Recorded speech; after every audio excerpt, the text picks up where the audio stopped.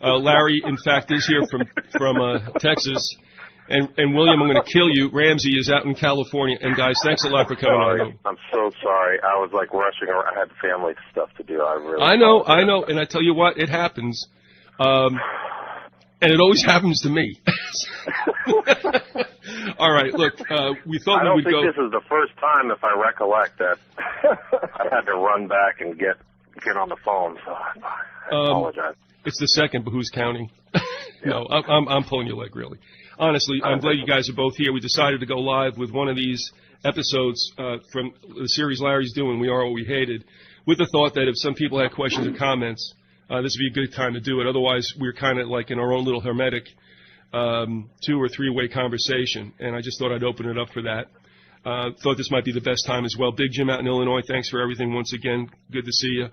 And we're going to pick it up pretty much where we left it off with William and Larry, with the occult side of Nazism, and that embraces a lot. Folks, I'll tell you right now, if you are given a call, you can do that. Give us a half hour if you would. And also, if you want to, if you're shy and you want to ask questions or yell at us, you can do so by using email, and that is vyzygothraw@hotmail.com, if you want to ask something in that manner. Otherwise, you can call 618-912-4681. So we'll leave it at that, about on the bottom of the first hour. Give us a little running start, and then we'll entertain any kind of comments, or almost any kind of comments and questions. So, Larry, if you want to take it away, I think what you told me was to go off into a corner of the room and not break anything, right?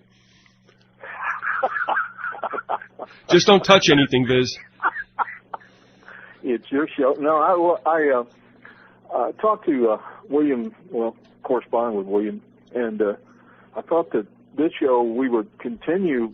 Obviously, William's written a book about Crowley and his influences, and I thought we would continue that. We'd call it, Children of the Beast, and that was the title that William proposed.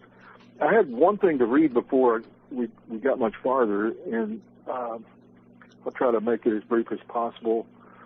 It's from a book called, from John Simmons, called Medusa's Head. It says Crowley's involvement in espionage on both sides of the First and Second World Wars. He worked for both U.S. and British intelligence, writing deliberately absurd, counterproductive German propaganda during the First, is well known and presumably well documented. Nevertheless, it's extremely difficult to find any author anywhere who will admit to Crowley's involvement with Hitler, despite the fact that Crowley himself confessed, or more accurately bragged about it, to his associates. The fact remains that at the deepest, most occult level and behind the political facades and the theater of war performed for the public, the most powerful factions, occult and economic, of both Germany and Britain were not enemies, but allies bound together in one great war for the conquest of men's souls and minds. This in itself makes it highly probable that Hitler and Crowley would have met, and that some relationship existed between the two men of such different characters, but sharing a similar obsession. In order to qualify such off-the-wall remarks, we need to take a brief excursion into the philosophy of war.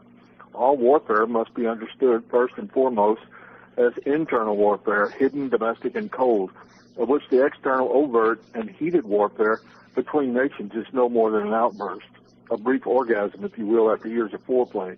Wars are never won or lost. They are merely negotiated, and World War II might best be seen as the greatest business deal ever accomplished.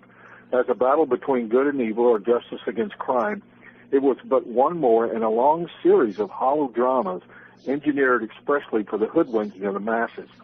It seems likely, however, that Hitler, in his bid for world domination or destruction, lost his head and alienated the very powers that put him in place to begin with. He became an unmanageable element, if not an actual embarrassment, and so had to be removed. It's possible even that he was guilty of betraying Chamberlain, and later Churchill, as much as he was Stalin, by setting his sights on the whole of Europe, and so banishing all possibility of an unholy alliance between the two powers. Ideologically, they were perfectly compatible, however, and the same might be said of the U.S., which also only entered the fray when it became completely unavoidable. Hence, history was denied Hitler by his own excess of zeal and lust for power. At the same time, however, in all appearances aside, his defeat was anything but total. In truth, Nazism was as much a global phenomenon as Christianity was 2,000 years before, and there was little likelihood that a minor setback such as a collapse of the Third Reich would quench the raging ideological pseudo-religious thirst and fervor of such a movement. There seems no reason to doubt that directly or indirectly Crowley was responsible, at least partially, for feeding Hitler's dark fantasies and lustful ambitions as a black messiah and scion of darkness. Crowley, a true magician and trickster, would have taken no sides in any battle, but deliberately and consciously played both sides against one another in good Machiavellian fashion. His goals, however, even when evil, would have always been spiritual, never temporal. This has been a fable from the age of paradoxes, a fairy tale about a good war that never was, that still rages, and yet needs to be fully understood or divulged by history. Mythologically speaking, it doesn't seem an excessively arbitrary or irresponsible leap of the imagination then to propose the following, that if Adolf Hitler was archetypal, if not in actual fact, this century, the 20th century's Antichrist, and few who would dare deny it, then Aleister Crowley, the man in the shadows, qualifies even as he so carefully fashions himself to as his corresponding beast. For when men assume the temerity and audacity to play the role of the gods, the mischief they make can indeed shake the foundations of the earth. We're still shackled to the power of myth, even if we now prefer to call it history, and still caught under the spell of magic, even if we choose to call it politics. One shudders then, or perhaps marvels to think that this myth story has yet to be completed, and that the prophecy as yet remains unfulfilled. Sorry, that was a little wordy, but I thought it was very worthwhile to talk about it. And can you repeat the book for me again? It was Medusa's Head, is that correct? Yeah, it's Medusa's Head by John Simmons. I guess it's Simons or Simmons. Symmonds. Yeah, and that's also a biographer of Crowley. Oh, I didn't know that. So, yeah, Simons wrote a book on Crowley as well. So it's also a book by Sigmund Freud. But yeah, Simons was, I think he was one of Crowley's.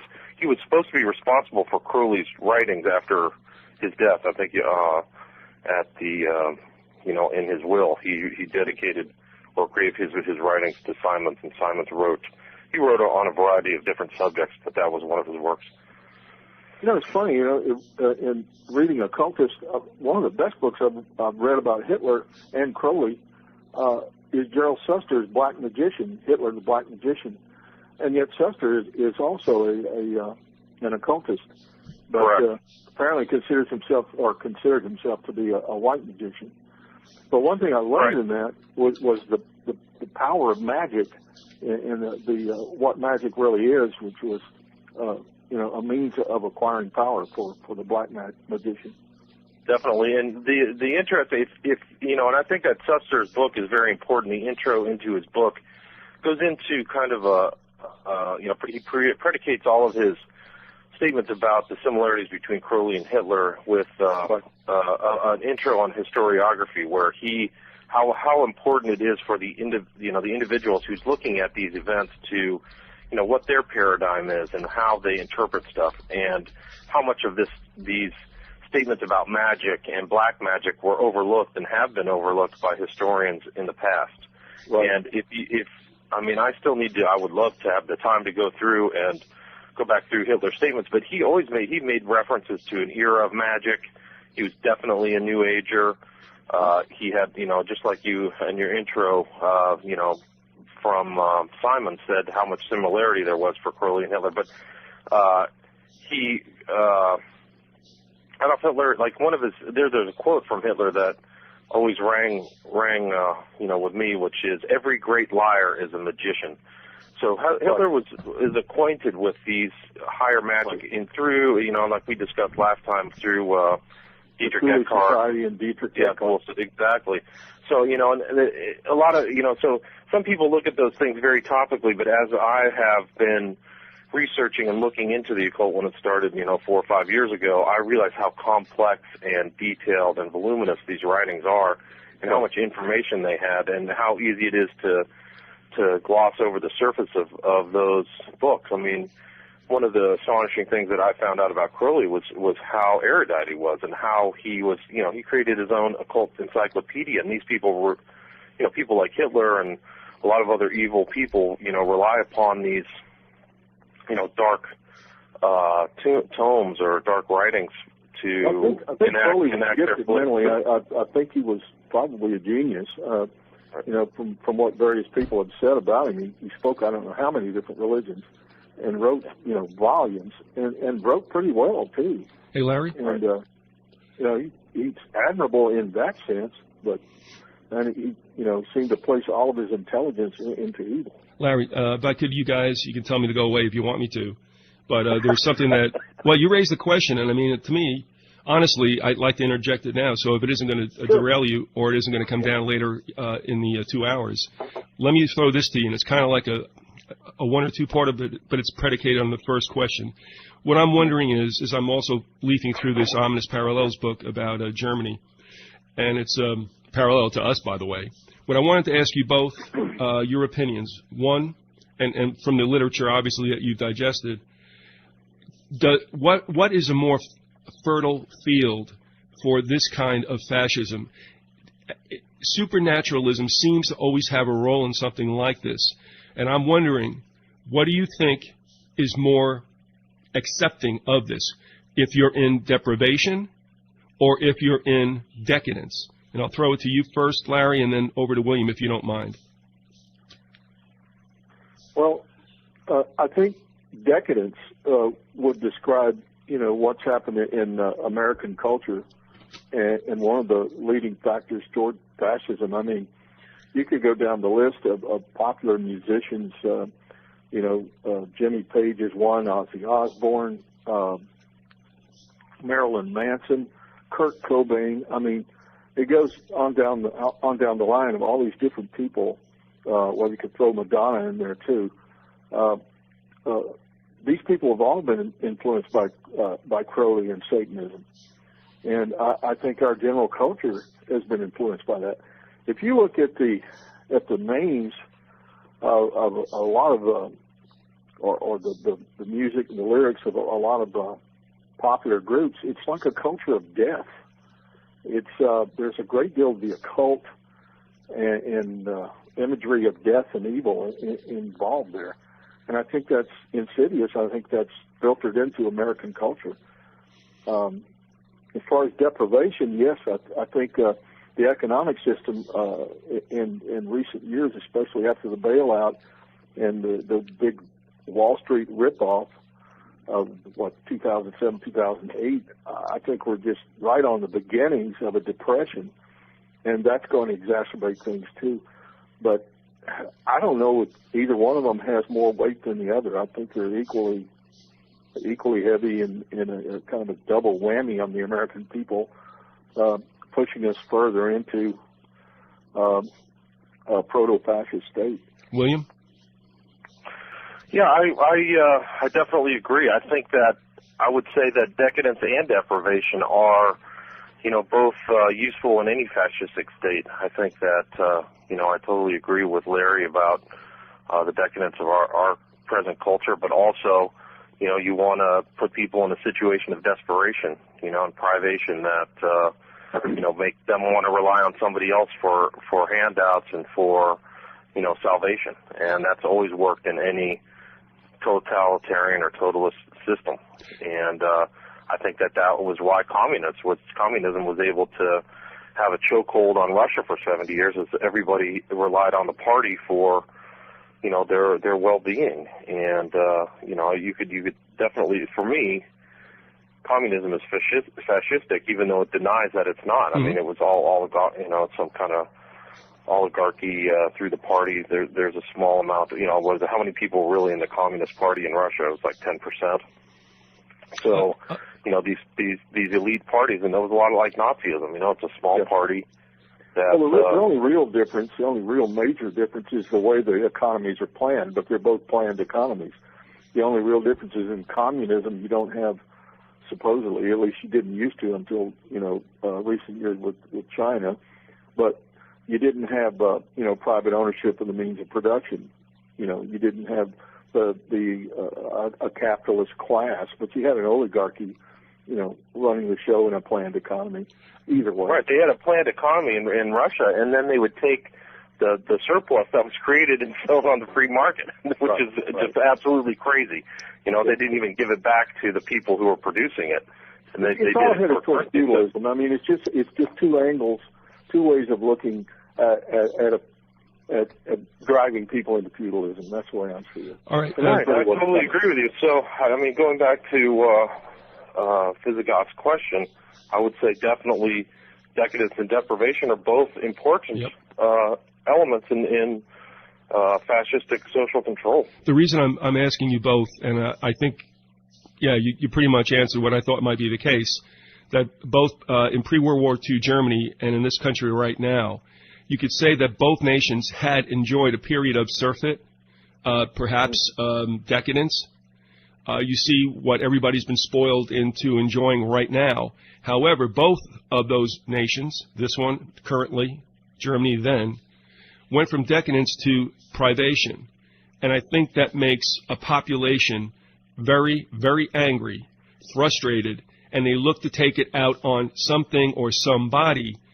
Is it a stretch to say, and I'm going to go back the other way, William, to you first and then Larry, are we in a position now where things are getting bad, but there's still a lot of people enjoying the high life out there, even if it's on borrowed time called credit? But nevertheless, are we looking at a position where we're going to be dropped quickly from this environment of decadence or surplus, and through that drop to deprivation, you're going to make a country very, very nasty, quite fascist, and looking for someone to pay? What do you think, William? I definitely agree. I mean, I think that we're in a state of the decadence and deprivation now. I mean, I think that you're looking at people who've been kicked out of their houses by a bogus banking system and financial system, so there's financial fraud. But, you know, people are hurting. I mean, I saw some statistic where, like, half the country is one paycheck away from living out of their car, you know? So it's not like they have this surplus of money. And, you know, that makes people angry when they're not secure in their homes and they're not secure with their families. I think that, you know, there's definitely an opportunity for somebody to come in and play the strongman. And then there's also, I think we're in a decadent culture with all kinds of drugs and, you know, just the way that our culture is we break up with the families and all this other stuff. So Lady Gaga. Yeah, I mean, that's Madonna started it, Gaga. Look at our public culture. I mean, it's pretty crazy. And there's also, you know, a lot of these people are involved in magic.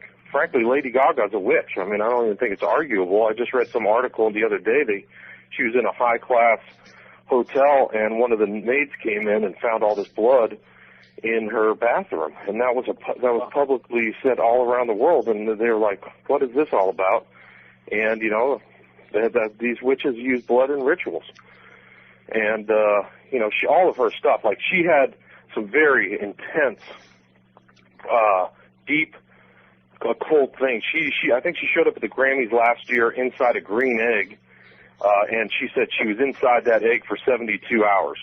Well, the green egg is a symbol of Horus, who's, you know, we go back to Crowley. Horus is a representative of this new age, representative of Satan, the hawk-eyed god. And, you know, so she's inside this egg, and the egg is it's also a babe in an egg, which is referenced at the end of 2001, which is a whole other story. That's a pretty occult movie, but so anyway, she was inside this egg for 72 hours, and then, you know, came out at the end for the Grammys. And 72 is a very important number in the real high occult. And it's not like the simpleton, you know, generalist occult where 666 is very well known. But in the high occult, 72 are the 72 demons who are the servitors of Satan and supposedly run the world. And that goes back to Crowley and his one of his workings that he did at Boleskine Manor was to, you know, put these 72, and then there's these 72 devils to work. And then there's also the 72 bricks at the bottom of the pyramid on the back of your $1 bill with the all-seeing eye of the devil there. But the Christians have been conned into thinking that has something to do with God and the beginning. It's just a whole bunch of. I mean, that shows how easily Christians are duped. Right. And they show you the Eye of Horus, which is a symbol that dates back into antiquity. I guess to Egypt, maybe even before. I guess Babylon, actually. Well, that whole thing. That whole thing. When you sit down and take that back of the dollar bill, you can have a little fun with kind of naive people just asking them, where in the Bible is that referenced? And it's obviously not referenced anywhere in the Bible, so it's not Christian. It has nothing to do with Scripture. Very occult, very evil. Well, but the kicker is that some of those people actually think like it has something to do with our government. And I mean, that goes back to like comments stated by Blavatsky, where she talked about the power of symbols and different meanings. And anyway, 72. I got off on a long track. Gaga, 72. 72 hours in that egg. She's a witch. She's a total witch. You look at Madonna. I mean, she's her Lady Gaga's predecessor. Unfortunately, she's going to be doing the quote entertainment at the Super Bowl this year. But anyway, Madonna was heavily involved with the Kabbalah, which is nothing more than the old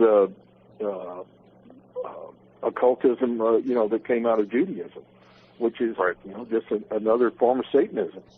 Very evil. Very evil. And that was Crowley's one of the main things that he had his students study was the Kabbalah and the numerology and all that other stuff. And this woman, publicly gets up and says, "Yes, I'm into the Kabbalah. Hey, isn't it great?" And I've seen some videos where she was some very strange symbolism involved in this dance that she was doing, and they were quoting Revelation.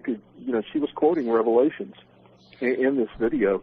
It's very satanic. I'm looking at it going, hey, maybe you people ought to, take a shot at reading the Bible every once in a while, and you might get an idea of where the origin of this thing is. Larry, what I want to ask you, just to restate the question, to be fair to you, would you agree, at least in the United States, right now, are we seeing something of a pattern that was originally started in the Weimar Republic, and that is, and we all think of the movie Cabaret as we're talking about this, I think, and that is we're going to leave decadence and maybe plunge into some kind of deprivation, which would obviously light a fire under people and to get and to play on their anger and to direct it perhaps outwardly.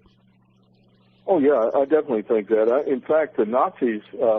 During the 1920s, during the Weimar Republic, in the late 20s, Hitler was just about to hang it up. I mean, he was getting nowhere.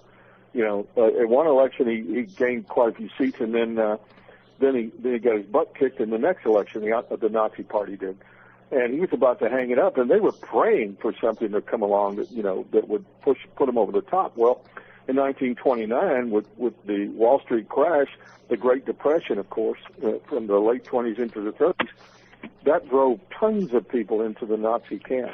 Because I remember hearing one guy in an interview say he was a working man, in the Weimar Republic, Nazi Germany. He said, "I would have voted for the devil himself if he had promised me a job." Well, in effect, he did. At least a representative.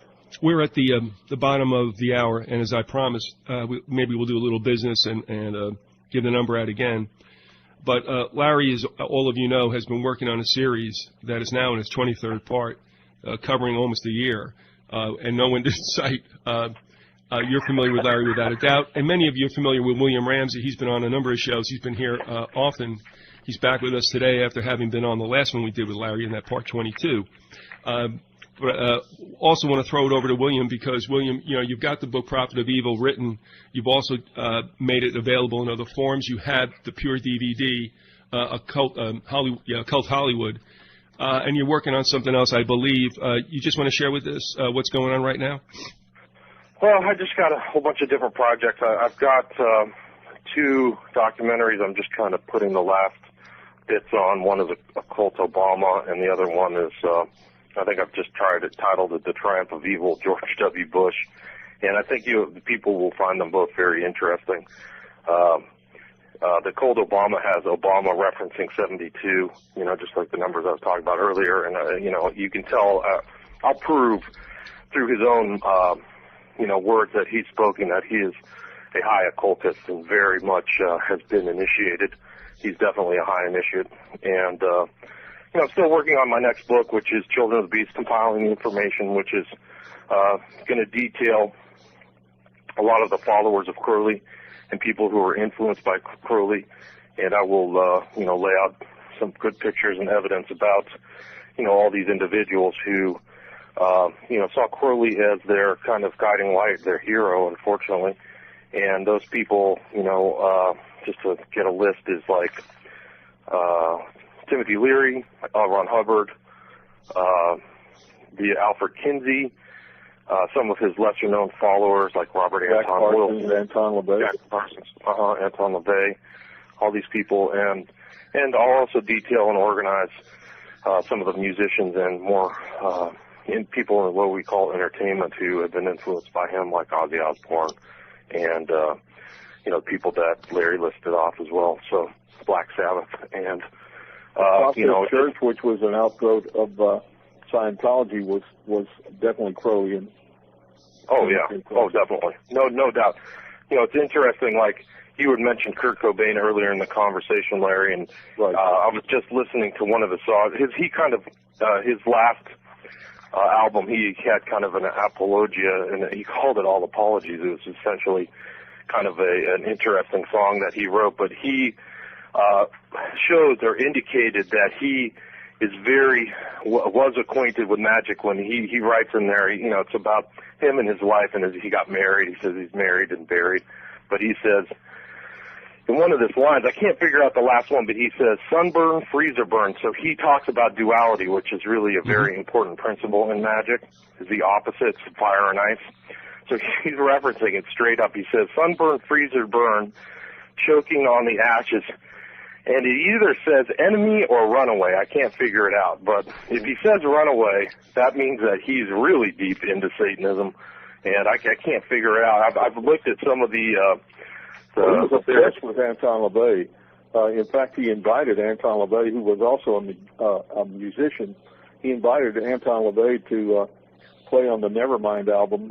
He wanted him to play cello. Really? Yeah. And Cobain, this was in an article in Mojo magazine back in September '99, I believe. And it said that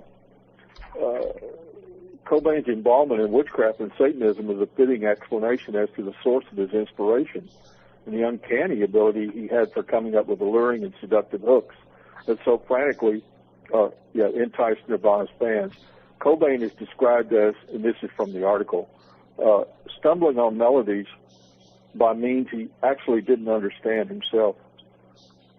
So, I mean, that's kind of like automatic writing, isn't it?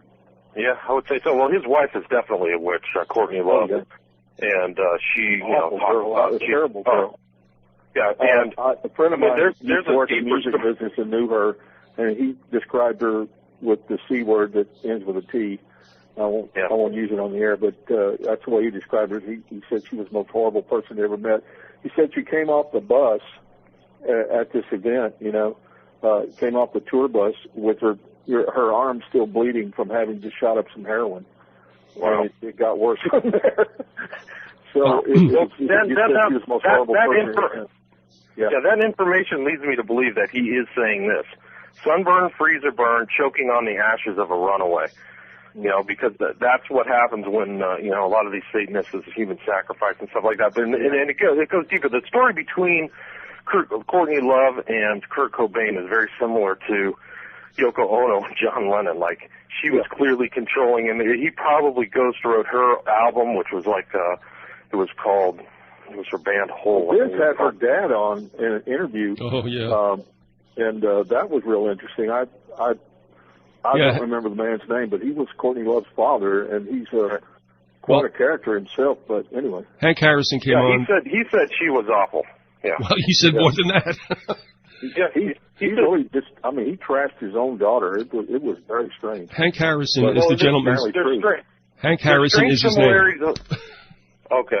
There's strange similarities in the death too. Like when she apparently who was the chief beneficiary when Kurt Cobain died? It was her. She got all his rights. She got everything. He had said he was married and buried. He did not clearly like being in a relationship with her. Right. And who was the chief beneficiary when Lennon died? It was his wife. So Yoko Ono, and the weird thing about like the shooting when Lennon got shot, she was like 40 or 60 feet ahead of him. And then apparently she had taken out a life insurance policy on Lennon and all this other stuff, and she was a witch. I mean, she admitted to being a witch, and she did all the stuff, it's crazy. It's just, all right, let me break in. Those guys were somewhat, kind of overwhelmed by those women. All right, Larry, all right. Whoa, guys, let me just jump in a second. Sure. First of all, I just want to give the number out. You're going to have to be a little bit flexible if we do get callers, because we never really know how that's going to happen. So I hate being rude, but it works so well for me. Anyway, the phone line is 618-912-4681. You can also send an email to VyzygothRaw@hotmail.com, and I'm just going to throw out a whole bunch of stuff that you guys are just referring to and then throw it back to you, Larry. I have to say this. I just want to get this on the record. Hank Harrison had been on the Nola-Palooza back in July 4th, 2008, when I did like a 13-hour show or something like that. And he was supposedly writing something in that time, and he just said it flat out in the air. So don't yell at me. But he said that she killed him. All right. So I don't know whether that's factual or not. But boy, he was not shy about it, and I kind of like woo when I was listening. I remember him saying that. Secondly, and again, as we said, we gave the number, so you have to be alert that we have some callers who have something really of decent input that we want to at least try to facilitate them if possible. But what you were talking about with duality, William, and of course, Larry, you're familiar with this as well. I do find it interesting that to the very pit of usually, shall we say, Satan's way of manipulating people, and if you refer to either the Faust or the Faustus supposed legend, written either by Goethe or Marlowe, isn't it interesting? Because the deal with the principle here on Earth was that he would give him everything, give him complete carte blanche for anything he wanted to dabble in or experience.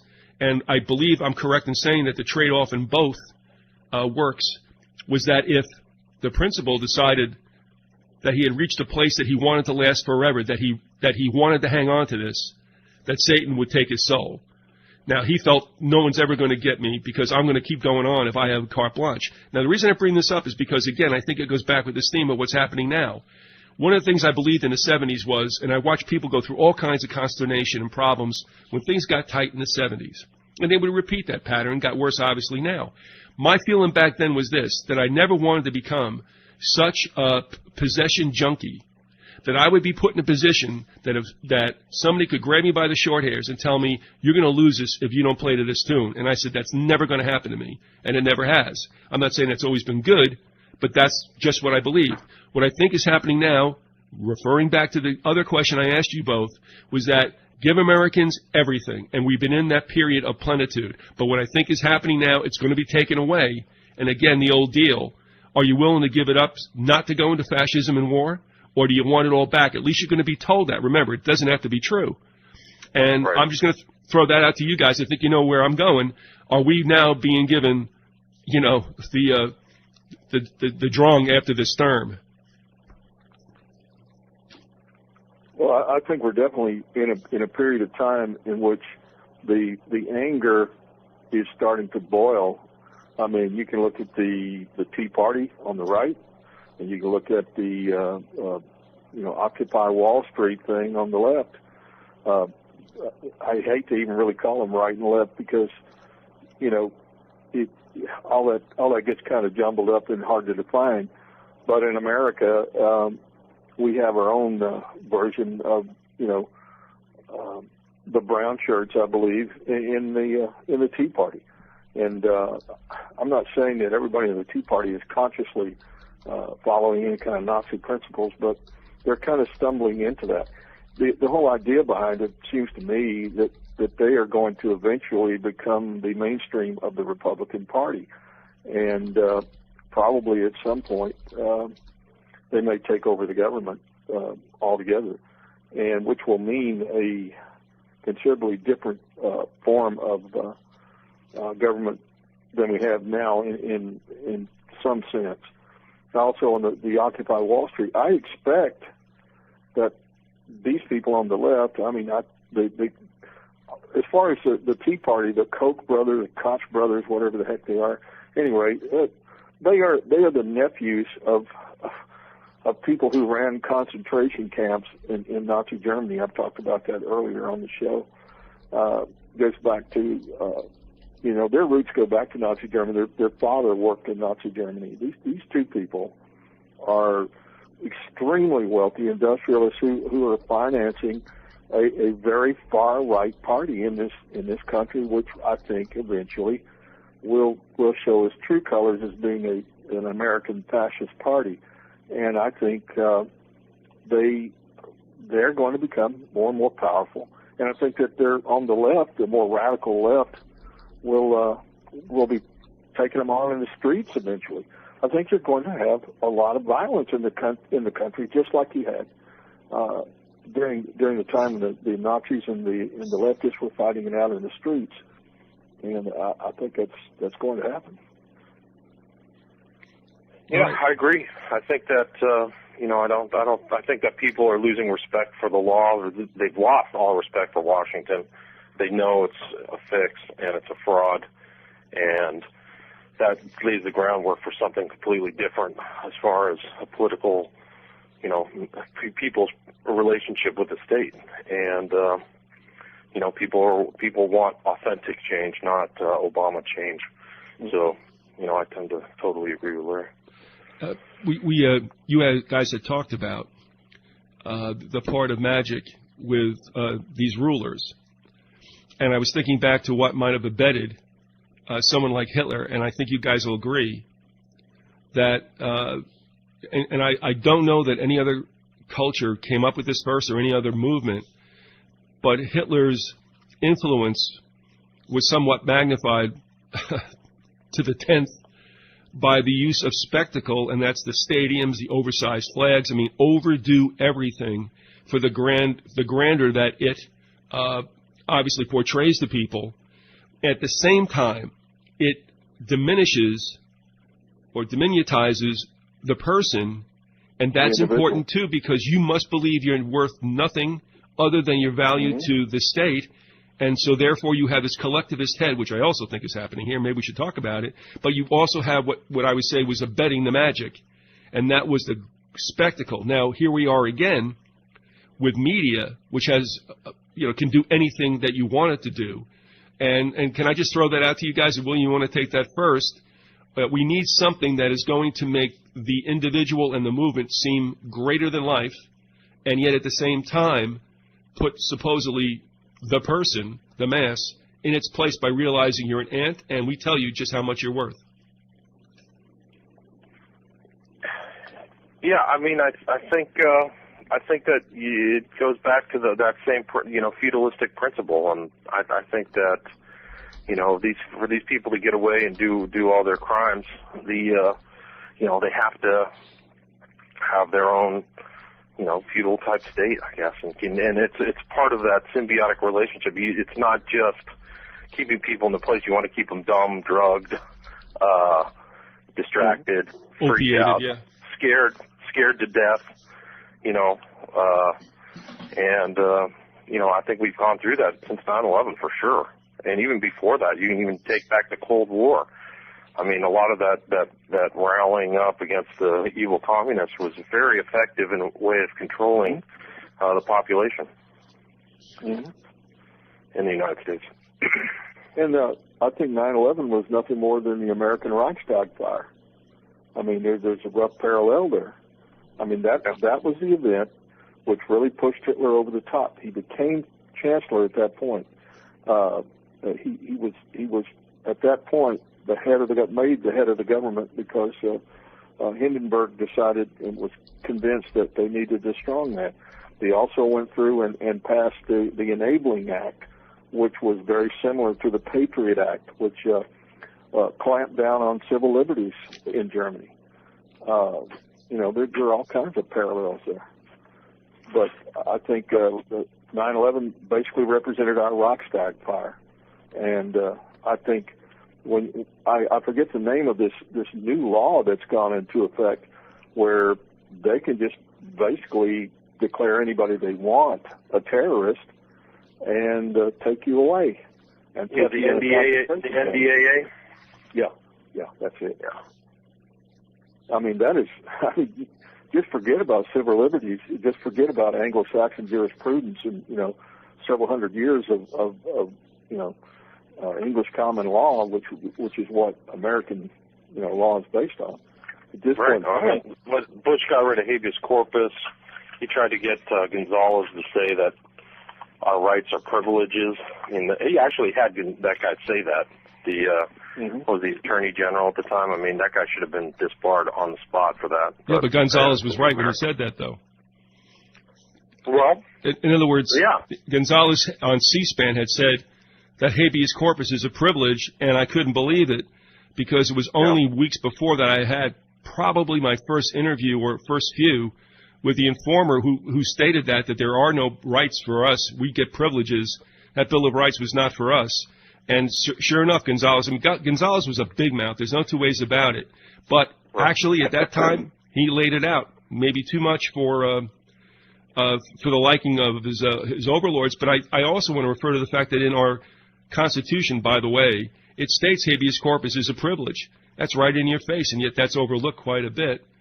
But, again, when you go into emergency war powers, and I won't go off on that, that's another whole deal, but Bush or Washington or Lincoln, I mean, actually what they all did was kick in emergency war powers where there's just nothing. I mean, the government can do exactly what it wants. Posse comitatus, good luck with that. And habeas corpus is probably the most, I would say, abused privilege in the sense that they can revoke it anytime they want to, and they do. So, indeed, yeah, it's all gone. The illusion that we had rights and privileges,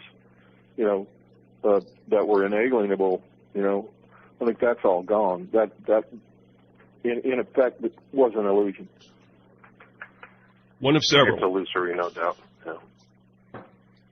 All right, now, Larry, I don't know if I derailed you. I probably did, but if you had your finger on your finger on the place where you were, if you want to kick it into the next section, by all means, please.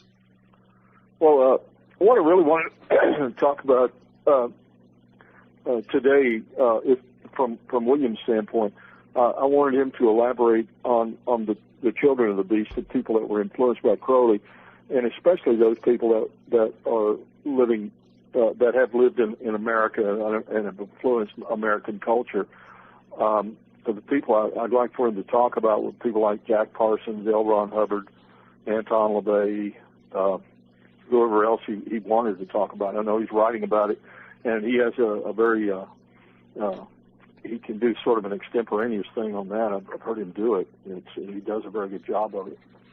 So I would like for him to talk about it. Sure. Crowley, in addition to being a scholar of the occult and a very dedicated Satanist, was very interested in disseminating his ideas, and he always sought out followers. He was involved in, I think, our last discussion, he would always do very public displays and try to attract people to kind of his cause. He was an elitist, so he tried to get other people to join up and become kind of like high-level magicians just like him. And even until his last days, when he was living in Hastings in the south of England, he was taking visitors, and there were a lot of people he influenced, and he was interested in transferring leadership over to new leaders for the OTO. And one of the people who was his follower and his holdover was a person by the name of Kenneth Grant, and he wrote a bunch of books that were influenced by Crowley. And Kenneth Grant had some very interesting insights into Crowley's behavior, and he said a lot of different stuff, but he's a lesser-known figure. But he said, the keen and persistent practice of even a few dedicated individuals will effectively overthrow society and thereby facilitate the unhindered development of the new aeon or age and the reintegration of the human consciousness. So, this is kind of like a view of the elite changing the whole world, Kenneth Grant. And he also had some interesting insights into Crowley's connection with otherworldly spirits namely Lamb, this kind of lamb figure who looked a lot like an alien. He said that was if you look at that picture of Lamb, it looks exactly like what is being described as the gray aliens. I mean, right. it's like exactly, which leads me to believe even more strongly that this whole thing with extraterrestrials is all about the demonic. Right, and that's interesting. And I didn't have that conclusion, 3 or 4 years ago. But the more that I read and understand, I think that there is something of this evil spirits. These are evil spirits, and the interesting thing is that a lot of if you listen to some of the stories about the UFO, if you invoke the name of Jesus Christ, a lot of these events stop. And and it's so.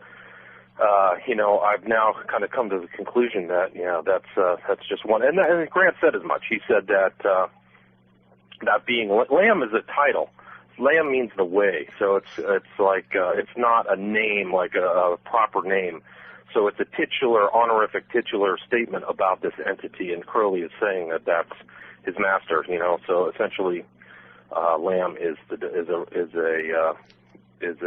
one of the forms that Satan takes, essentially, according to Grant.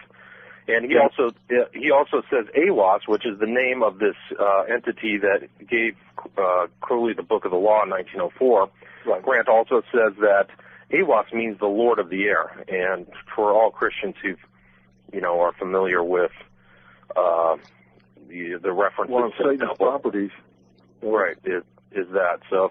It's interesting that even these Satanists, if you read it, their views of their master conform to the cosmology contained within Scripture. So, AWAS is the Lord of the Air, and kind of thing. He goes on. It says AWAS is Lucifer, and he promises us freedom. So, Anger's kind of continuing that. That was Kenneth Anger, who's another follower of Crowley. Sorry, I thought that was a Grant statement. Anyway, so Kenneth Grant is definitely one of the important followers of Crowley as far as a scholar and somebody who kind of kept his writing alive. Another was Jack Parsons, who was a founder of Aerojet, and he was involved in the creation of the jet propulsion at JPL in Pasadena. Right.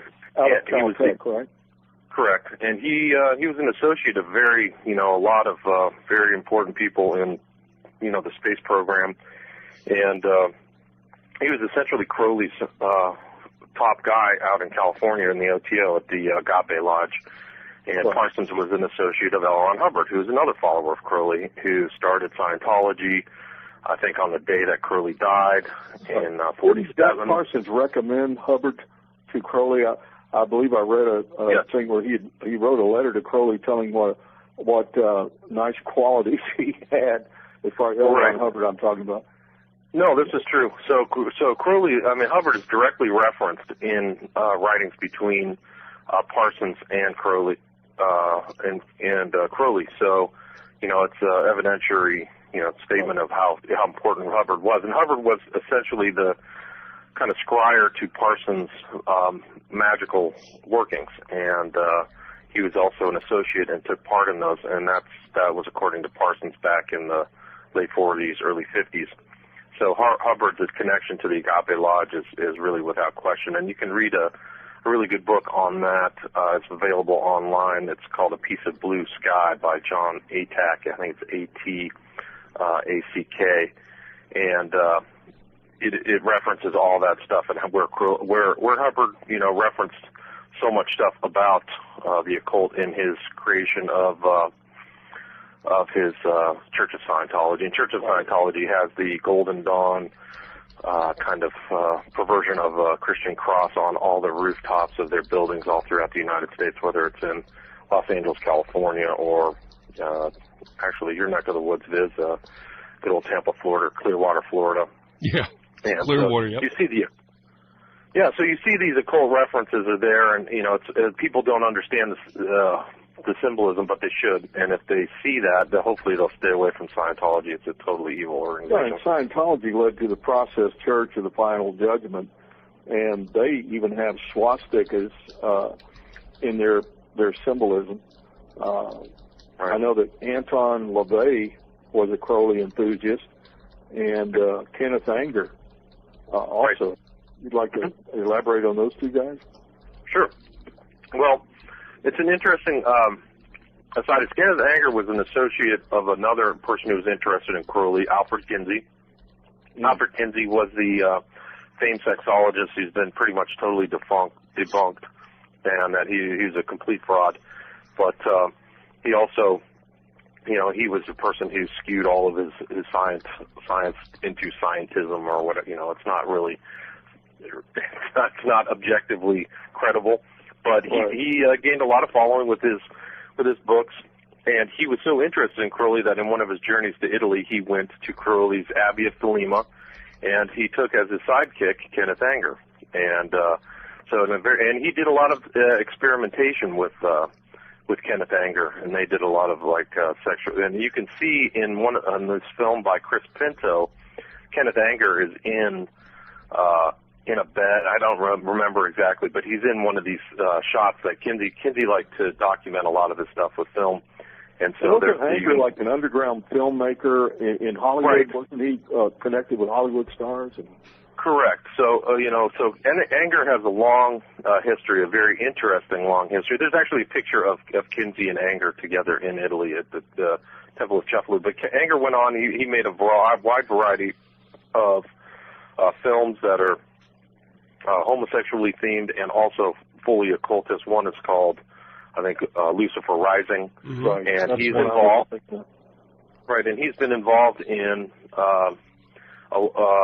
with so many musicians. I mean, he was associated Bobby with Vyzygoth, who was involved with Manson, correct?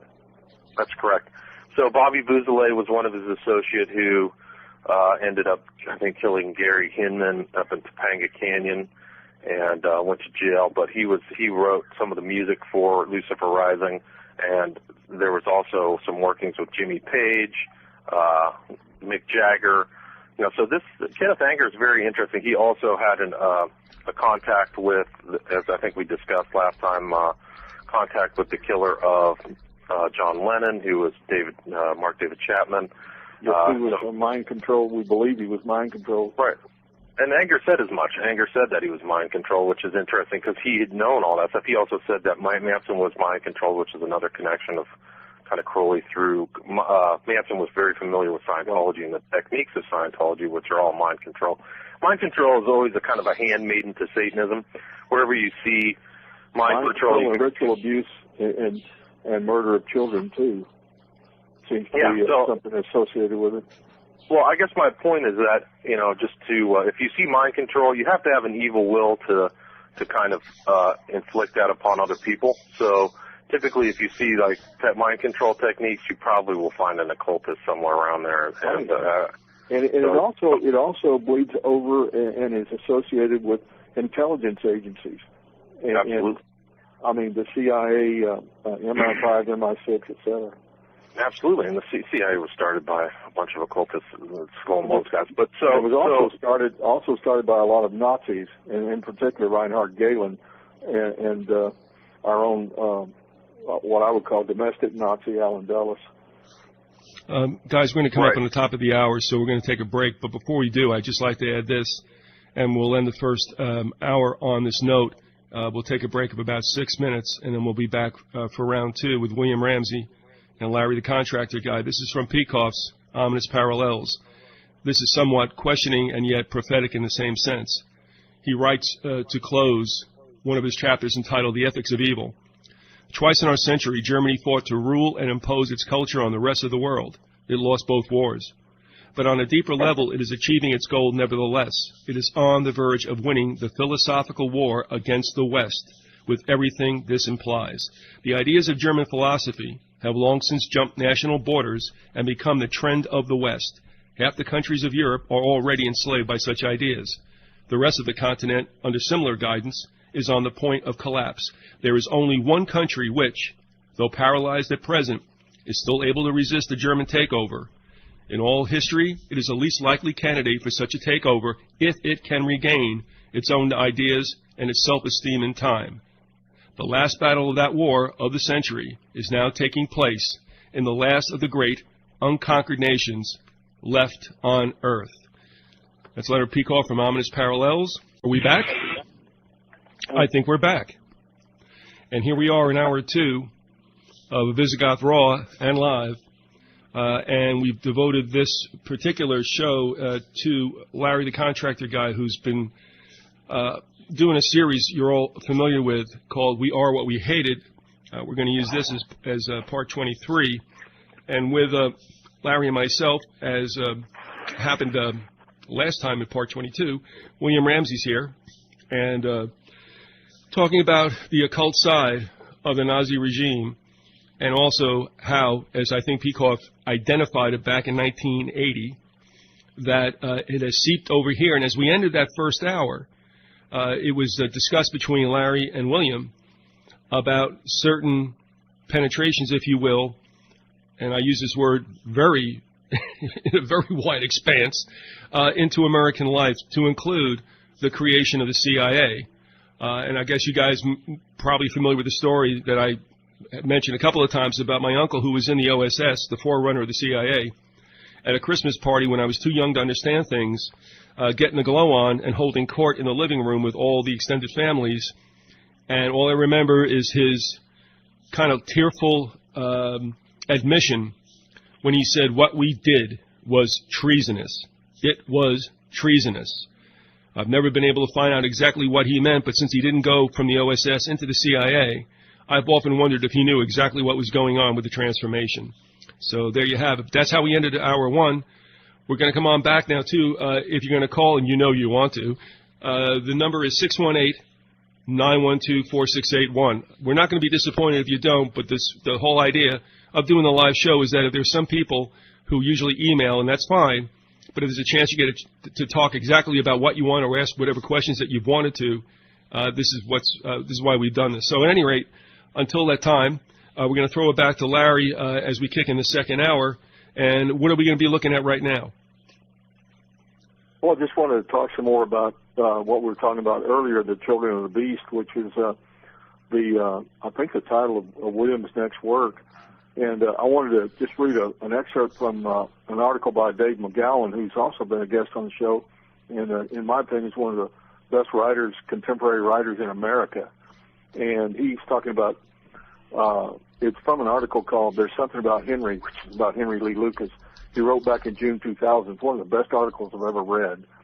And he says, Crowley had assumed the leadership of the OTO in 1922 when founder Theodore Royce, a German occultist and intelligence asset, had stepped down. The OTO, then, along with the various organizations spawned from it, is in a direct line of descent from the German occult-based secret societies that gave rise to the Third Reich, a fact made evident by the ideology and symbolism of the Process Church, whose logo is a modified swastika. Back in the Bay Area, Anton Sander LaVey and Crowley enthusiast Kenneth Anger would set about busily organizing the Church of Satan in San Francisco, where LaVey would become something of a celebrity, the clown prince of Satanism. From this church would spring forth both the Temple of Set, led by a U.S. intelligence asset and psychological warfare specialist, Lieutenant Colonel Michael Aquino, and the Werewolf Order, founded by LaVey's daughter Zena and Manson admirer Nicholas Schreck. Both these offshoots embraced an unabashedly fascist ideology. The Werewolf Order was patterned directly after the Nazi Front Werewolf Corps, created in post-war Germany to thwart any attempts at denazification.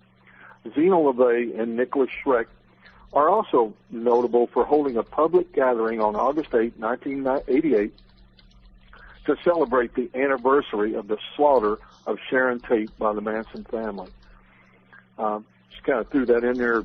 Hopefully, William can elaborate a little more on that. And it's just the mindset of somebody who would have a celebration over the slaughter of an innocent human being is just a little bit beyond me. Yeah, it's pretty disturbing. Anton LaVey was, he was familiar with a lot of Crowley writings. He actually had gone over to Berkeley and met with one of the followers of Crowley, Grady McMurtry, who had a personal relationship with Crowley when Crowley was in Hastings, and he didn't quite, he was definitely a Satanist, LaVey was, but he didn't quite gin up to the Crowley version of that kind of thing. Crowley was maybe a little too sophisticated, and these guys were talking about all kinds of different stuff. So that's when he went to San Francisco and started his own view. But there is definitely a correlation there. As far as like the Manson murders, Manson was in jail, and like I stated earlier, he was familiar with Scientology. He was a member of the Solar Lodge. When the Manson killings did happen, McMurtry, this person who I was just referencing, he went to the FBI and said, "We don't know him," which is, like thou dost protest a little too much. Shakespeare. And the FBI I didn't follow up on that story, but they didn't seem to pursue it any further. And, an interesting story about Manson that I just read about one day was that Jim Morrison, who was familiar with the occult, and Dennis Wilson from the Beach Boys were driving down Sunset and gave Manson a ride to Cielo Drive where that murder took place. So if you can imagine that, all in one car together is Manson, Morrison, and Wilson driving to Cielo Drive before, because Manson was familiar with that house. It wasn't a random, event. So anyway, that's just a little aside. But these guys there's correlations and connections, and there's more research to be done, and a lot of it's very secret. But like Manson's a member of the Solar Lodge. I mean, that should say a lot about how sophisticated he was in his relationship with the other people, and he used all kinds of mind control techniques on his family with a capital F. So, just these this kind of theme of Children of the Beast is things that have come through from Crowley and cross-fertilize these other Satanists. And, these are shocking events in our cultural, political, and sociological history. So, to see the occult influences underneath that, I think is crucial. We have There's one person. Oh, I'm sorry. Go ahead. No, Larry. Yeah, let me throw this out there because I think you're going to respond to this. We just got a kind of extensive and intensive email from someone, and it's back to what you guys are just talking about with regard to Manson, Kinsey, and what I would call our junk culture. But the individual writes, in 1773, in Judenstrasse, Germany, 13 wealthy men set forth a 25-point strategy that was to be followed over the next 250 years. Anyway, the 3 points were, and I'll hit these real quick, and then there's a statement or a question afterwards. 1 point, fool, bemuse, and corrupt the younger members of society by teaching them theories and principles we know to be false. Number 2, advocate the use of alcoholic liquors, yes, drugs, moral corruption, and all forms of vice used systematically by, quote, agenteurs to corrupt the youth. Use mob psychology to control the masses, quote, without absolute despotism. One cannot rule efficiently. And so here's the question of sorts. Do you think that the celebrity culture, which manifests and indoctrinates this corruption today in this nation, has replaced the need for, let's say, quote, a Hitler youth? Let's leave it right there. There are 2 more to follow. With all that you've heard, let me just restate that. Do you think that the celebrity culture has replaced the need for a Hitler youth? I'm not sure, but I would think that the need for a Hitler youth probably is no need for it. I think so many young people, are walking in lockstep with anything that they see in popular culture, from rock and hip hop, rap music. I think the musicians, we have a culture that just worships popular music, and especially the musicians that make it. And I think they kind of provide the training ground. And yeah, I think there probably isn't that much need for a Hitler youth. Although I wouldn't doubt that they could gin one up if they wanted to. William. Yeah, I mean, I think that for the ultimate goal, the long-term goal of the occultists, which is, they all kind of have the same look of everything, which is one global state, and what's going to happen in the future is this real push, and they all were interested in, is immortality, believe it or not, however strange that may sound. But I think that they're being definitely influenced by the ideas of this culture. And, I think that the new Hitler Youth will be more global in nature. So the Hitler was only able to influence his nation, but in the future, as we move, as society becomes a global culture and the so-called global village, and communication and travel is expanded, these people the occultists are really gunning to raise up a whole new generation of people. So I wouldn't say that it would be the same as, I think to keep that agenda going, which was what Hitler wanted, and for this age, they'll just try to raise up a whole new generation that thinks that really won't know any contradictory information other than these themes or memes that are put out there that are essentially occultic in nature, breaking down borders, the need for world government, World Bank, etc. I can't think of the website right now, but there's a website that shows the connections between the occult and popular music and popular culture that I've seen. And one of the people in it we mentioned earlier was Lady Gaga, who is incredibly popular.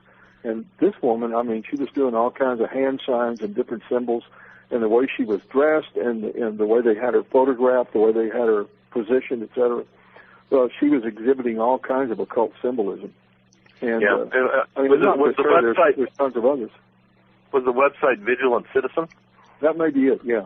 I think that is. I would suggest taking a look at Vigilant Citizen, because this guy, whoever that is doing a very good job at pulling all the Illuminati symbolism that's been used from cultures all over the world.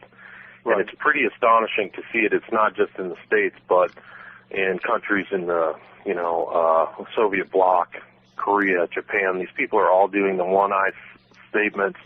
There are references to butterflies, which is like monarch programming reference. There are broken mirrors. There's Two-Faced. There's all the there's a lot of speculation that certain celebrities, musicians, etc., singers like Britney Spears have been subjected to monarch-style programming. I don't know if that's true or not, but they especially mention her, and there's a lot on that website about Britney Spears. And from some of the things that she's seen doing, again, the hand signs and the postures and so forth, it looks like she may very well have been programmed. All right. I'm going to go on with this also because, as I said, these are pretty good questions, and I think you'll appreciate them. Also, I just want to throw out to you guys, not that it's a real big deal, but Angie found something. Talking about the winks and nods that the occult like to engage in, whether or not the masses pick it up or not. And we are aware of it. That just confirms the fact that there are evil people who run this whole show. But did you guys, by any chance, did I send this to you about the video with Donald Trump? And somebody please explain what he's all about. But he's doing some kind of commercial, and he walks down a hallway where all these sheep are lined up, because this is about sleeping in beds and such. And as he walks down the hallway, every sheep that's out in the hallway is numbered, but the only two numbers you can see as he walks down, one is 9, and guess what? The other is 11. Did you guys see that at all? No, I didn't see it, but it doesn't surprise me at all. All right, I'll send that out. That was, it's after the fact, but still in all, it seems like you got 9/11 in a New York hotel, and you have arguably the king of New York City, Donald Trump, walking down the hallway. You know what I mean? And Angie was right on top of that thing. Because, not that she cared, but bang, oh, that looks strange, and there you have it. Yeah, it's not even subliminal anymore. It's up in your face. The occult is just sticking it out there to the public and laughing because people don't get it.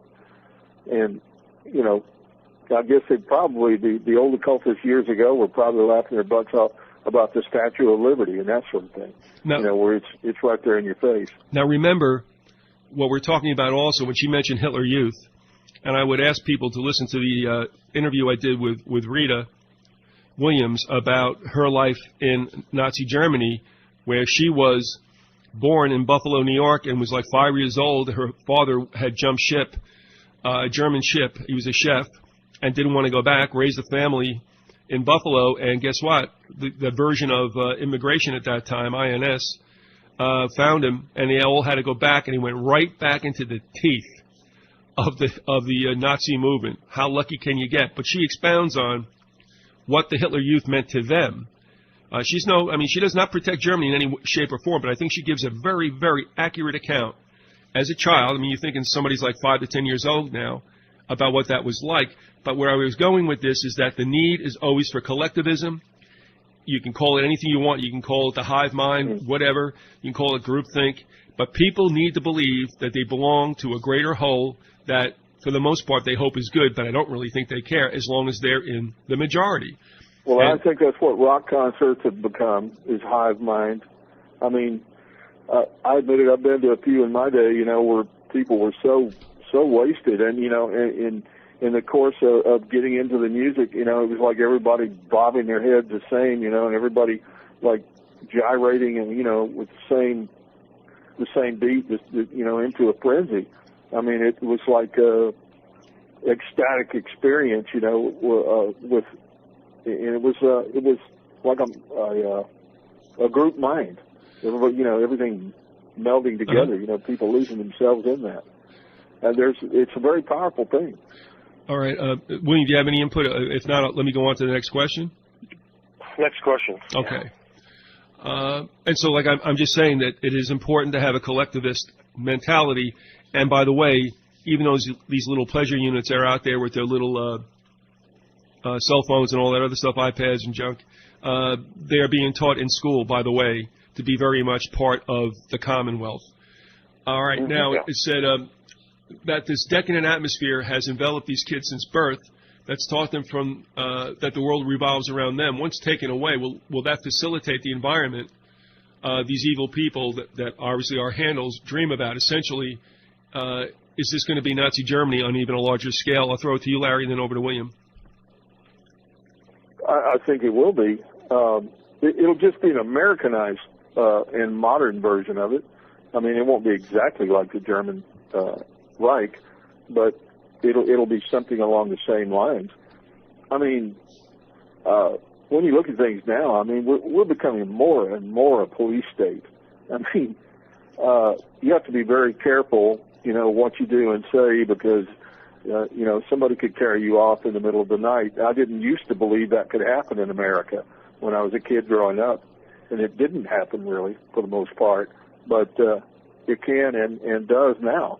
I heard a lecture, or not a lecture, but an interview with a woman who was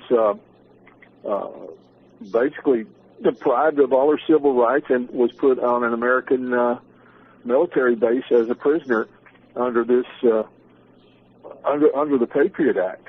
And Susan Lindauer. Yeah, you're right. Yeah, right. You could probably expound on that. Well, she I think she was a CIA agent, and then she got ruffled somebody's feathers, and they just threw her in the hole in the brig for a year. Yeah, somewhere in Texas, and nobody could find her, no habeas corpus, and she was lucky to get out. But she's out there just trying to tell people what can happen. Right. And she's very sharp, and she had an interview on Black Op Radio with Len Osanek, and I mean, it didn't shock me that it could happen, but in a way it did, because I hadn't heard of anybody yet, that had been treated in this manner. And apparently she said the wrong thing about 9/11, and she knew a little too much about it, and they came and took her away. And like I say, I mean, she was lucky that, I guess she was from an upper-class family, and she had an uncle who was a very powerful lawyer who helped her out, but otherwise she'd probably still be there. Remember, my understanding is that there are already brigs that have a lot of Muslims that are in there, but they're not getting any play on the media, and so it's already happening. It's just they're going after the people they can and who don't have the power to fight it. So she was really one of the first, what I'd call, real, somebody who was from the States, a third or fourth generation American that they threw in, but they can take these immigrants and throw them in there. Right. And they've got their replacement scapegoat now. instead of going after the Jews like the Nazis did, they're going after the Muslims for the most part, and other groups too, but especially the Muslims and illegal immigrants. I mean, I'm not for illegal immigration, but my God, some of the stuff that's going on with those people, it's just wrong. It's unjust. All right, let me bring up something else as well, and that is everybody remember that, what was it, Juan Padilla? The last name's Padilla. Yeah. Who was involved, I don't know how many 20th hijackers they had. There was 19, and a 20th pops up, and a 20th pops up. Moussaoui's one of them. Well, Padilla was an American citizen supposedly involved in this whole plot. American citizen, understand, supposedly due, quote, rights. And as a result... He didn't have any. No, I mean, he got thrown away for 3 years, and that's an American citizen. So, again, it shows that you do not have rights, you have privileges, and they revoked that from him. Also, I have an interview up with Eddie Kahn. He pronounces it Kane, it's K-A-H-N. And take a look at that, if you will. It's on the website, on my homepage, the audio page, in which he had helped Wesley Snipes get out of the IRS system. Well, that blew up. Snipes is now out free after spending a little time and paying some money. Kane went down to, I believe it was Panama.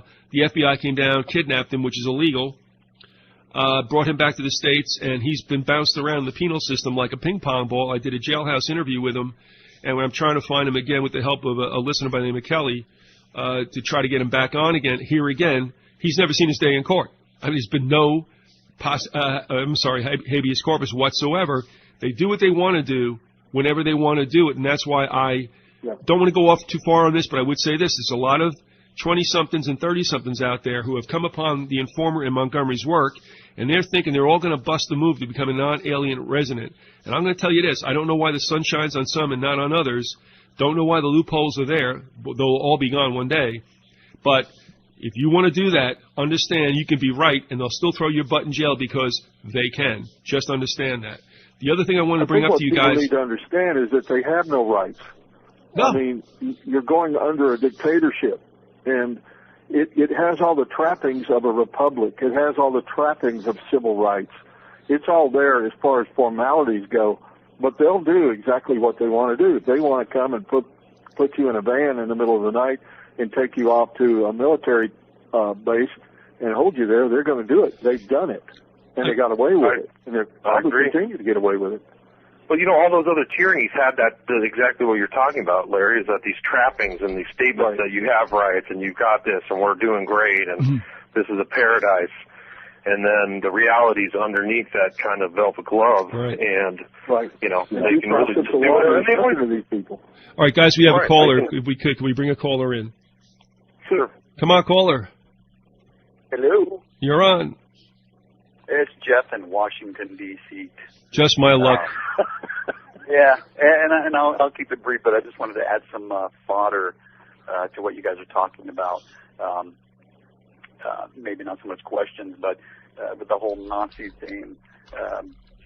Out at CIA here in McLean, they have a museum, and in 1997, they opened it up to some journalists, one being a friend of mine. And he went and toured a little bit, and while he was in the museum, he noticed this massive statue in there, somewhere between 6 and 7 feet. And when he got up close to it, he realized who it was. It was of Hermann Goering, and the placard said, "From the personal collection of Alan Dulles." Wow. A lot of Nazi memorabilia in there.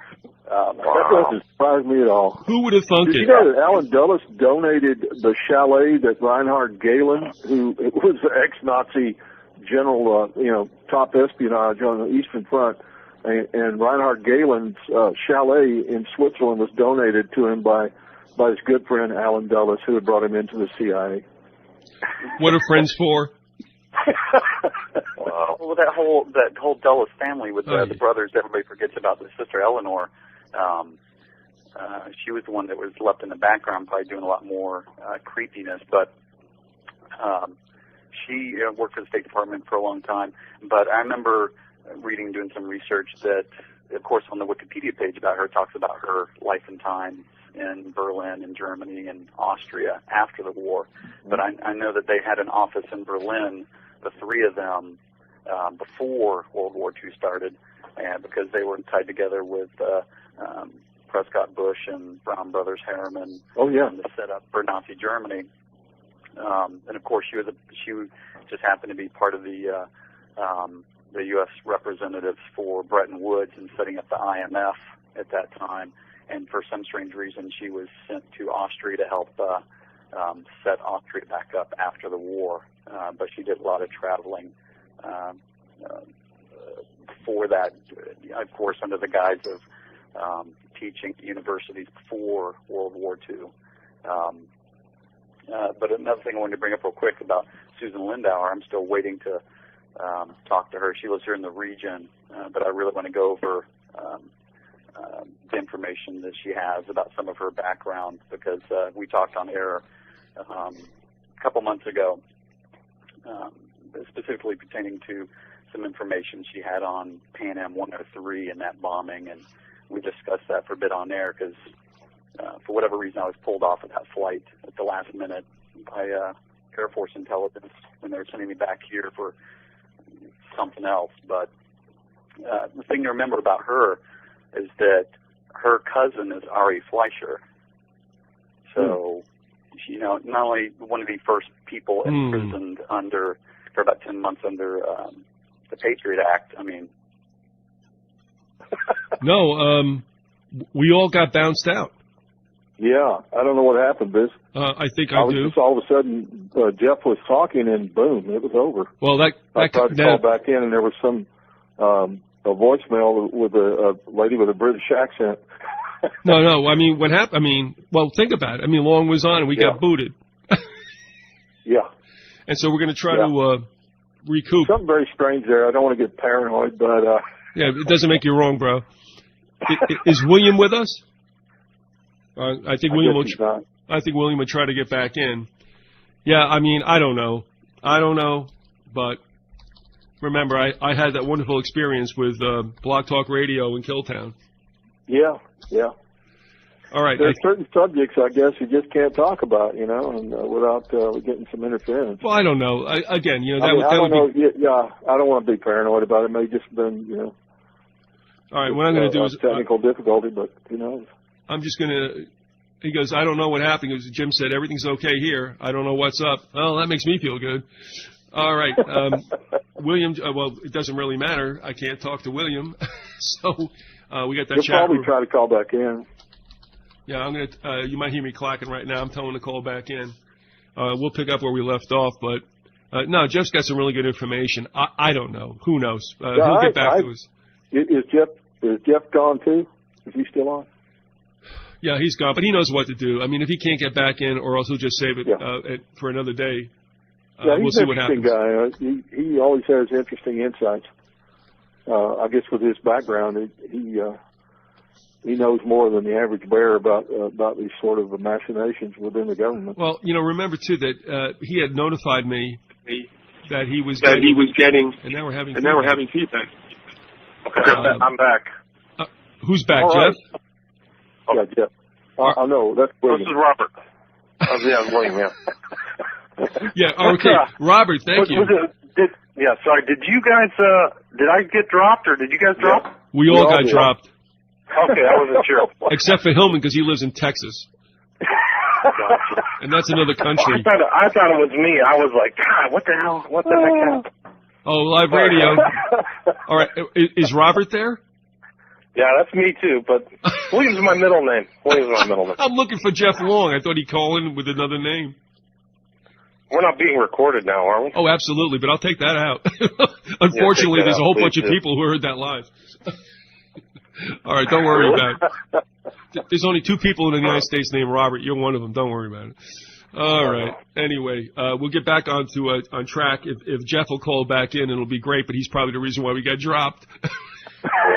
You can't make those calls from McLean, Virginia, bro. You just can't do that. Flight 103. They may be monitoring these conversations. I'll end with this. If Jeff calls back in, great, because I still have questions backed up, guys, and they're good ones. But the last comment from the individual who had sent a rather extensive email was, a quote. I'm not really sure where that comes from, but it says, "Bring about class wars by substituting the word freedom for faith. The aid of, quote, capital would be, quote, entirely in our hands." I hate to say this, but it sure sounds like the protocols of the elders have signed. Our Jesuit friends, absolutely. Yeah, I don't. We've been all over what that's all about, and it may not be from there. I'm not sure, but it sounds like it. But we all know who really wrote that. So. Well, we got a call, an email rather, and this person has some questions to ask too. But this is a separate email. It comes from Canada, the linchpin of the empire. And it said, I love Canada. Great place. Canada. Bad about the Canadians. All right, Jeff is back, but Jeff, just stay there for a second. The individual from Canada wrote, as soon as Jeff talked about Ari Fleischer and Susan Linden, how can you get that in the same sentence? Ari Fleischer and Susan Lindauer, you all were gone. Well, we're all back, and the guy who started this is with us too. Jeff, why do you do these things to us? Well, I'll keep it brief so hopefully it doesn't get cut off again. As I look out over at the CIA from here, I can see. And remember, they can look back at you. Yeah. Oh, my God. Period to be the best, eh?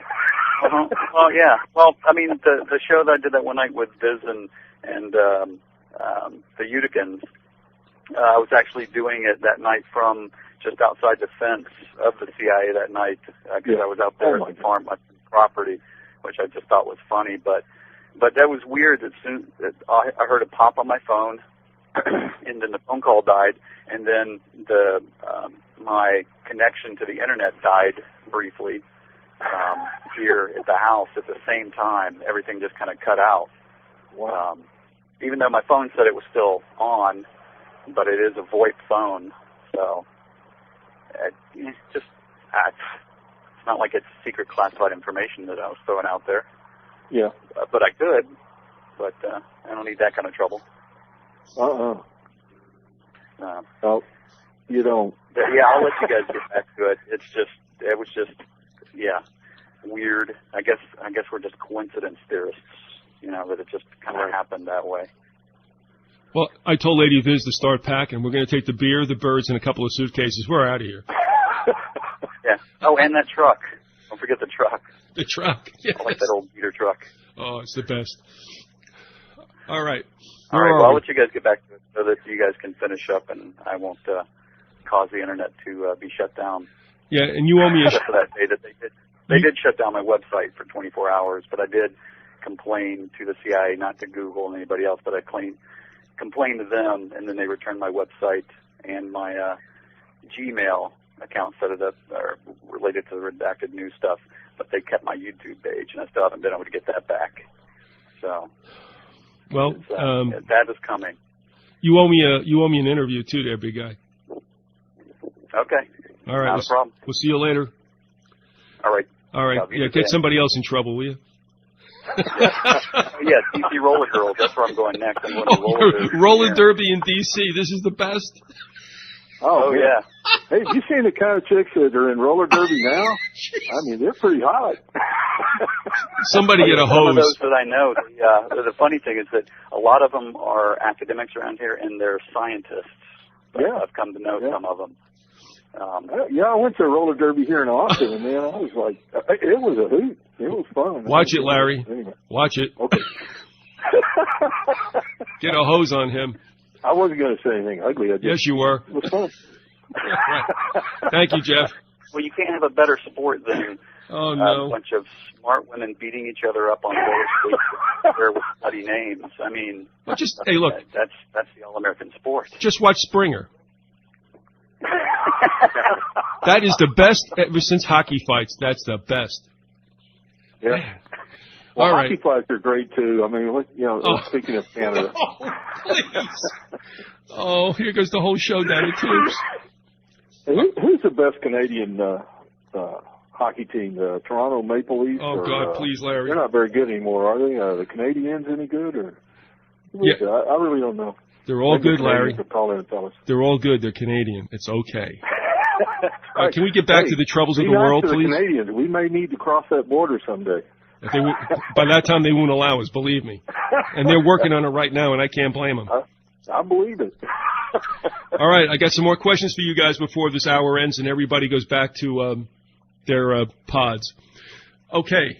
I'll catch you guys later. All right, Jeff. Thanks a lot, though. Really. Not a problem. Got to warm up this ambulance and get it over there to the game. Don't start. Just take pictures and send them to us. Guys, this is something I did want to table. I'm not trying to search for a segue, but honestly, what he had said is something I wanted to write about before. I had written down in my notes. That's what I wanted to say and speak to you guys about.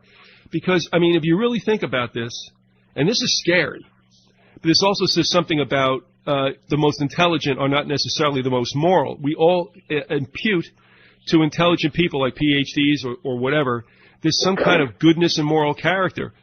History would show that's probably not the case. And the reason I say it is, one, do we realize how many mass serial murderers had high IQs? I think the majority of them did. Ted Bundy did, for sure. No, and the other thing is, Peikoff wrote about this in Ominous Parallels. He said the best gas chambers were built by PhDs. Now think about the architects of our own demise and how many of them have an IQ probably off the map. That's what's scary about it, that it seems that this intense, or rather above average, normal, if you will, intelligence does not necessarily beget any kind of compassionate behavior. No. People choose to do good or evil, and often the very intelligent people are evil. It's just the way it is. They choose to be that way. It's that temptation to want to lust for power and for whatever reason that isn't the province of just average people or below average people. It's often the province of people that are highly intelligent, probably more likely. You guys talked about this, William. Did you ever find out a number on Crowley's IQ? No, I don't even think they had the IQ test. Probably not. So, it just didn't apply. But, he clearly was able to pass the entrance exams to Cambridge, which sets him at the top after going to the best, private schools in England. And, it's off. He was off the charts. There's a whiff of dilettantism in some of his presumptions to write in Latin and Greek, which he didn't know very well. But, his output was incredible. I still come across places, like even when I was doing some research about him in some of the libraries, that there's pamphlets that show up that I didn't even know he wrote, and I thought I covered most of his work, and he's a very powerful intellect, without a doubt. Now, again, what this other emailer had mentioned, and again, it's on the periphery of what we're talking about, but when we talked about serial killers, first of all, I'm thinking about those who had in high places in governments which partook in world wars, but also here as well, and we mentioned, Bundy and the boys and such, but now there's something else going on, apparently, and I'm paraphrasing what the emailer wrote, and that is, are we looking, first of all, Manson was supposedly not to be anything exceptional. He might be, as far as I know, an exception to the rule as far as being brilliant or anywhere near it. You guys can fill me in on that. He was a heck of a con artist, and he was able to get people to follow him, so he probably was a lot smarter than we might be giving him credit for. Well, he had a lot of street smarts.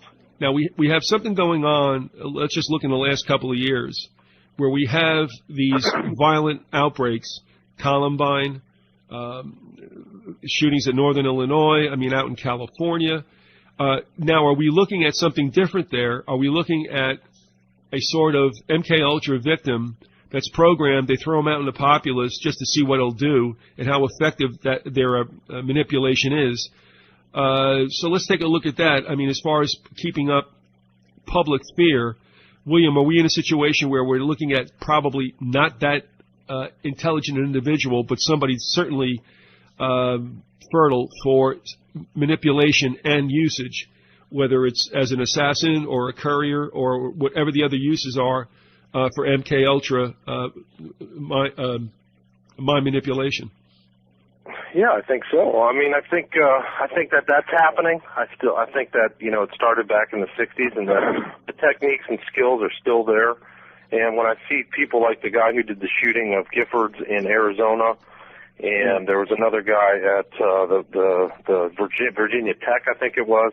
I mean, the whiff of mind control on those guys is over the top. The guy who was in Arizona was a definite mind control patsy. I think they were really trying to go after the judge and kill the judge who was there, because he was more of a states' right advocate, and he wasn't going on with the New World Order, open borders agenda. And that kid was, you know, and he had a handler too.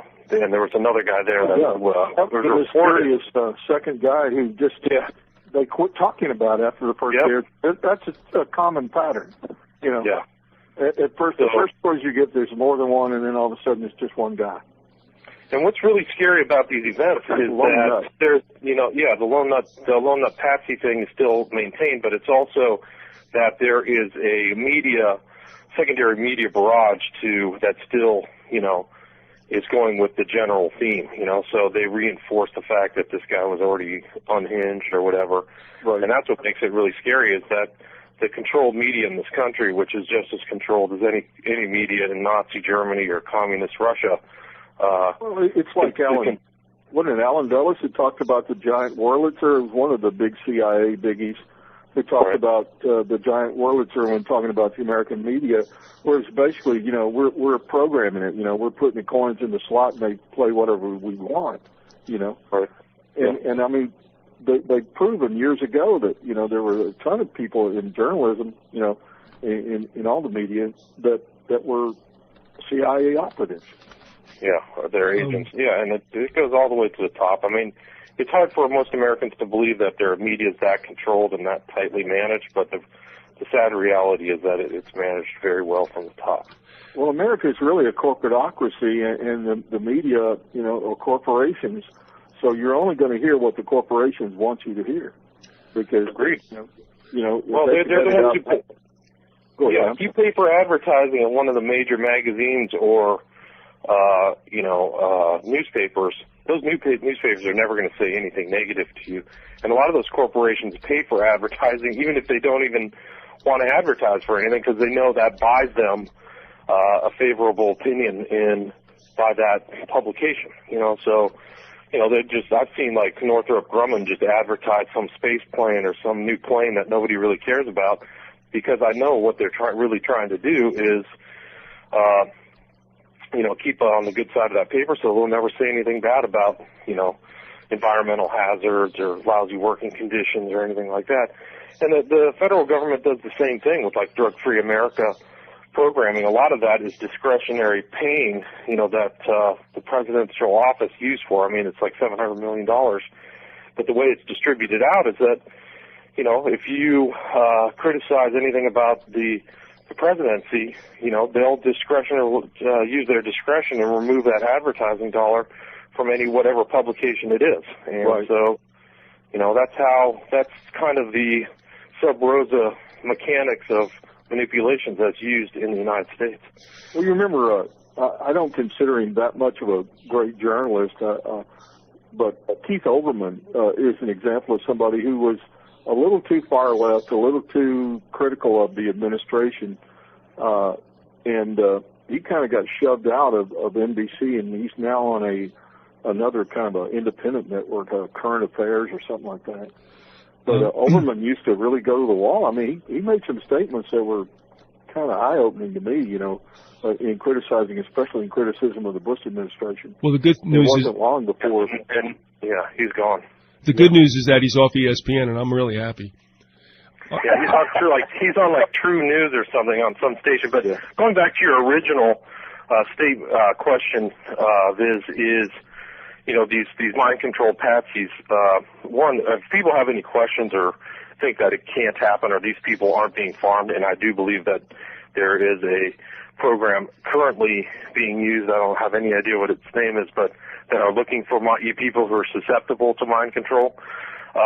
If they have any doubts that it's effective, my suggestion is to look online and type in Darren Brown. He's an English magician, kind of edgy guy. It's DERREN Brown, and look up his use of mind control on this guy who went in and played a video game. I don't know the exact segment, but I would just say type in Darren Brown video game mind control and watch what he can do to people. And it's all evidence, it's all filmed, and you can put people in a hypnotic state. And it also shows susceptibility. Some people are clearly susceptible, and some people aren't. And he thought that wasn't his intent when he was doing this public display, but it comes across. He's very knowledgeable, this guy, Darren Brown. We have another comment and somewhat raises a question. Before I get to it, I just want to say this, too. It's funny because we were talking about the impact of spectacle, if you will. And one of the things that has always queased me out, and I'm sure it has done to both of you, though we may admit we watch football, one of the things that never sat in my craw very well was what I called a Hitlerian halftime show during the Super Bowl. And I don't think I'm wrong in saying that, Elise. I have never watched one of them. I got no stomach for it. And we're coming up, of course, in about 8 days to another one. But let me get to the email. Terrible Ted Torbich sent this in. And he said, and this is very interesting because I've been wondering about this, and I did write an article for American Free Press last year about this possibility. If you do believe that there's a script that America has to follow, the president that is selected and put in there is the best one suited to implement what section of that script has to go down. And here we go. Ted wrote, maybe you guys could comment on the visit yesterday or today of Old Man Bush and Jeb to Obama in the White House.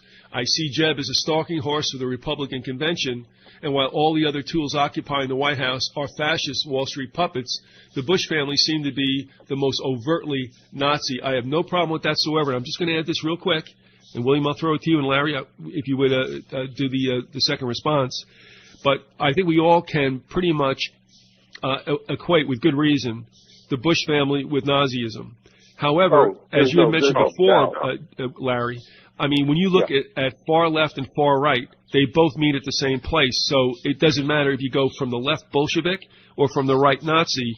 If you're on extremist ends, they all meet in the middle. However, I had wondered if the GOP is to have their guy in, I was wondering always if Jeb would be a late draftee into the show, because I tell you what, as far as I'm concerned, everybody loves the Bushes again. You know, it's all better in the rearview mirror, and they think that that was just the best. So let me throw it to you, William.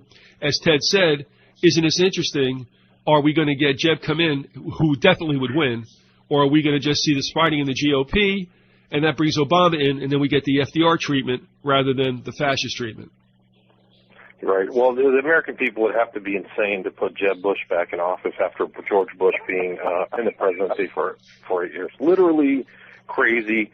That family, not only are they Nazis, they're heavily involved in the occult, and their connections are all occulted. They're extremely dangerous. I mean, 9/11, 2 stolen elections. There's a trail of drug running, too. Drug running through MENA, and the amount of people who were offed during their administration was off the charts. I mean, Wellstone, on Reagan. Yeah. So, I mean, Jeb openly said that he was not going to run, which, you know, doesn't preclude him from running. But if he does run, you can just assume the election's going to be fixed in his favor. So, you know, if you want to go through another 8 years of political Satanism, I guess you could vote for Jeb Bush. But I mean, you can just go back through and see some of the stuff that even Bush Jr. said when he was in the office. I mean, his references to occultism and all of his, even in his dad as well, are just off the charts. I mean, I can read to you guys some of his speeches, like the inaugural speech of Bush Jr., where he says, you know, do you not think an angel rides in the whirlwind and directs this storm? I mean, if you're referencing you know, something from Christianity, you don't reference an angel in a whirlwind. And, you know, you don't say things like in his 2005 inaugural where he says, history has an ebb and flow of justice, but history also has a visible direction set by liberty and the author of liberty. Well, who's the author of liberty? That's straight Luciferianism. And it's a classic kind of, it's a direct correlation to Crowley's idea of Satan. Well, they're all skull and bones, and the Skull and Bones Society is nothing more than a satanic secret society. Right. I mean, and you can go back. Who was the first person to ever use the term New World Order in recent history? Well, it was George H.W. Bush on 9/11/91, if I remember correctly. Yeah, but remember also that FDR mentioned it as world order. Yeah. Well, Hitler called it his New Order. Right. And at one point the Nazis did call it the New World Order. That's where it came from. All right, but the first time the term was used was in a Nazi pamphlet in the 1920s, about the time that Hitler got into the leadership of the Nazi Party. Well, if you have it, I mean, we can go in even deeper depth into like what George Bush Sr. has said, other than his New World Order. But when he's made a speech on October 1st in 1990 to the United Nations General Assembly, where he says he wanted to shape a new structure for the world that might support an ancient dream, and that ancient dream has always been the global order. Mm-hmm. He says, this is George Bush quoting him. He says, this is George Bush Sr. Intensely idealistic and yet tempered by war, they sought to build a new kind of bridge, a bridge between nations, a bridge that might help carry humankind from its darkest hour to its brightest day. Now, it's very important that he repeats bridge right after an ancient dream. Now, the bridge is a very important symbol in occultism. It goes all the way back, I think, even to Pergamum, and the pontiff means the bridge. I mean, it's a word that comes from back to Pergamum, our last discussion about Obama and the Temple at Pergamus, and essentially, this bridge concept. The title of the high priest or the magus there in Pergamum was the chief bridge builder, the one who spans the gap between mortals and Satan and his host, is written, and that's Pontifex Maximus. So when George Bush Sr. is repeating this bridge theorem, and it actually goes through to L. Ron Hubbard, like he had the bridge to total freedom. That was like the bridge that people were on in Scientology, and you'll see that repeated over and over. The bridge to total freedom, and you see some of these. There's actually, I think, somebody who wrote about the occult, about the bridge to. I can't remember her name. That was the title of one of her books. But anyway, this bridge is an important theme. Well, this all goes back to his speeches, and it's all deeply occult. And that's George Bush Sr. and his kids are following his footsteps. And if you want to have Jeb Bush as your president, and that's going to be your guy, and you ostensibly call yourself a Christian nation, you're kidding and fooling yourself. Well, you know that the so-called evangelical Christians, I hate to even use that term, but what many people would call the Christian right, they're all going to line up in lockstep and vote for whoever the Republican Party tells them is going to be their candidate. And they'll make all kinds. They'll rationalize away all the things that are wrong with the Bush family and its history, et cetera, and they'll line up and vote for Jeb Bush. It's a violation. It's a direct violation of their religion and their beliefs to go along with Satanists. I mean, what the hell? There's something deeply, deeply, deeply wrong with the leadership of the Christian church in this country if they can support people who are obviously making occult references over and over and over. I mean, it just doesn't stop. They can't even discern it. There's no discernment. Yeah. I mean, you're supposed to have the, think like a snake, and these people are about as sharp as a bowling ball. It's fast. It's disgusting. I like that it's one. so gross. That's good. I got to remember that one. I like that one myself. Well, don't get me started there. Well, oh, yeah. Don't get me fired up. I got him fired up. I mean, that they can put that family back in the reins of power here. You can just plan on more poisoning, more vaccines, more chemtrails, more UN control, breakdown of the states, financial fraud and crime that will make, what happened in 2008 look like a joke, and total control. Part of the same strategy that the Republicans came up with a long time ago was two-pronged. I mean, people talk about part of it was race, and that's true. A lot of, white voters in the South would vote for Republicans because, it just wasn't the party for the blacks, and they didn't cater to blacks, blah, blah, blah. I don't want to get into that. but it's also part of this other strategy that you get the evangelical churches, to vote Republican because they go into the big thing about how they are so much for family values and they're against gay marriage, and I'm against that too. But it doesn't make me want to vote for. I mean, it's amazing to me that people can just gloss over the fact that one of the biggest predator pedophiles that ever was in Congress, and there's quite a few of them from what I understand, but it was Mark Foley, who was a Republican from Florida. This guy was the guy who came up with the law. He pushed the law to track down, pedophiles on the internet, and then he gets caught by the same law that he had proposed. It was amazing. It just and people just gloss over it, and over again. You got like Dick Cheney's daughter, is a lesbian in a gay marriage, and we're supposed to just gloss over that, and it's like, don't you get it? They're just using you. They don't care about that. I mean, there's probably a ton of those people that are homosexual or bisexual. They're in Congress right now, but people just ignore that. One of my favorites. Yeah. We have to wrap this sucker up, boys. We have to wrap this sucker up. Okay, no problem. I can hear hyperventilating on both ends of this phone.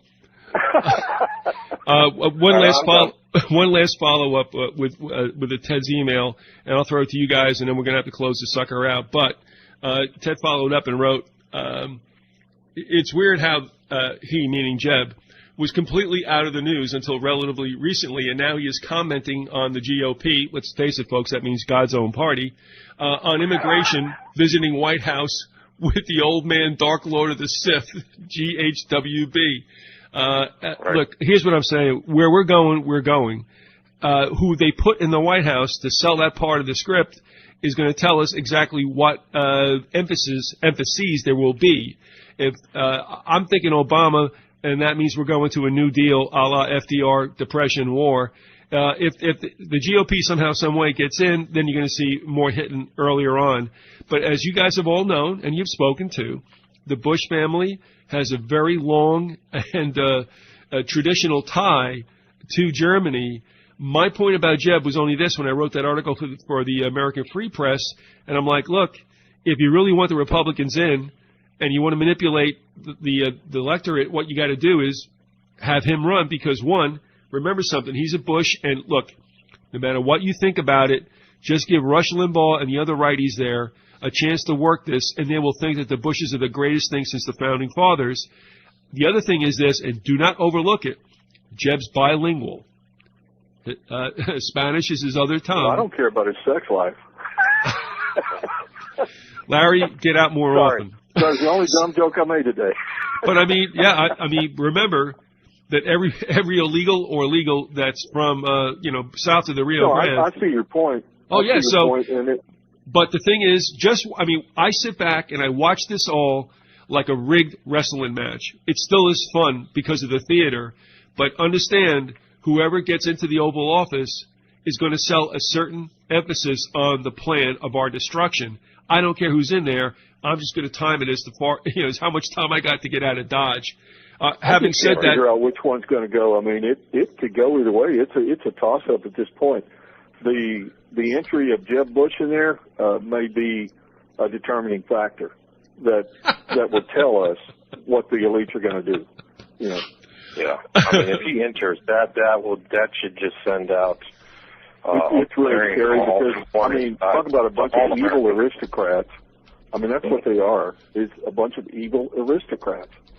It's never been any different, and it won't be from here on in. I'm going to go around. And the Bush, the Bush family, there is a pretty credible argument that they are the grandchildren of Aleister Crowley. To wrap it all back up, right. I mean, the story of the mother and where her mother was, the grandmother, in Paris in the Roaring 20s, with associates of Aleister Crowley, is pretty much good evidence. Barbara Bush is the daughter of Aleister Crowley. That is amazing. If that's the truth. If it's true. And the thing is, she looks like him.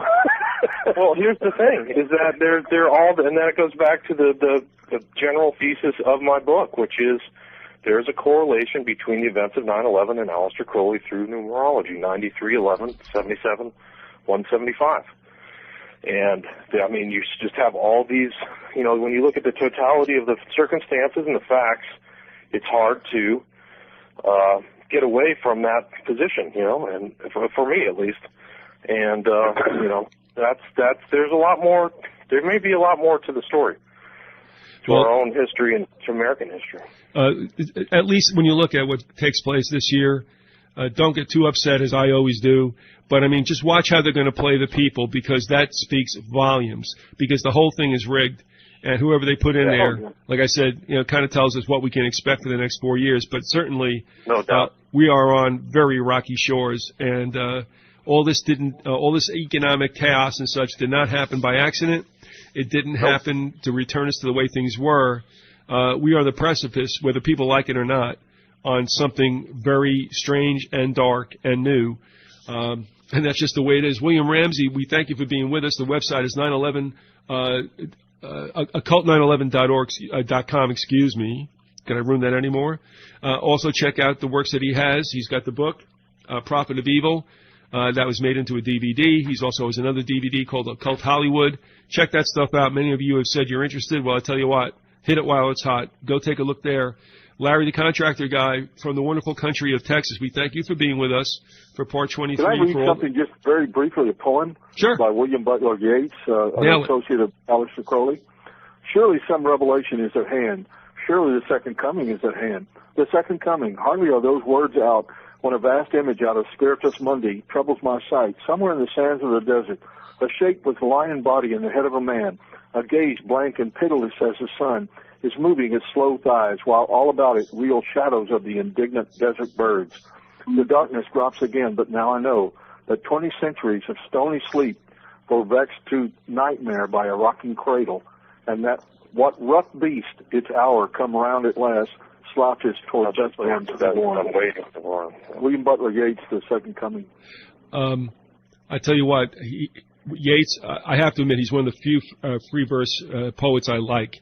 And he is very good, and I tell you what, he had a little mojo going for him too, to the point where he actually had. I think Crowley admitted he was afraid of Yeats. Did you come across that at all? They kind of duked it out, you know, on a spiritual level, and I think Crowley won. I'm not really sure about that. Yeah, they're claiming to be a magical war. Yeah, claim to have a magical war going on. And remember also that Yeats, during the First World War, was pro-German. So yeah, they may not have been too disparate as we think, but Ireland also didn't want to go with the UK in World War I.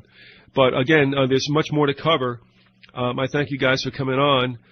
This year will reveal a lot, and I appreciate your input, William. I hope you'll come back again. And Larry, of course, we're going to go on until the end of time, so that's not a problem there. All right. Oh, man. And everybody else out there, I just want to thank you for spending part of your Saturday afternoon or morning, however that would be, with us. We want to thank Big Jim out in Illinois for manning the board. And we'll find out exactly what happened with Jeff Long called on, or maybe we won't. But, guys, thank you very much. I don't take it lightly. I appreciate your time with us. Thank you. Thanks for having me.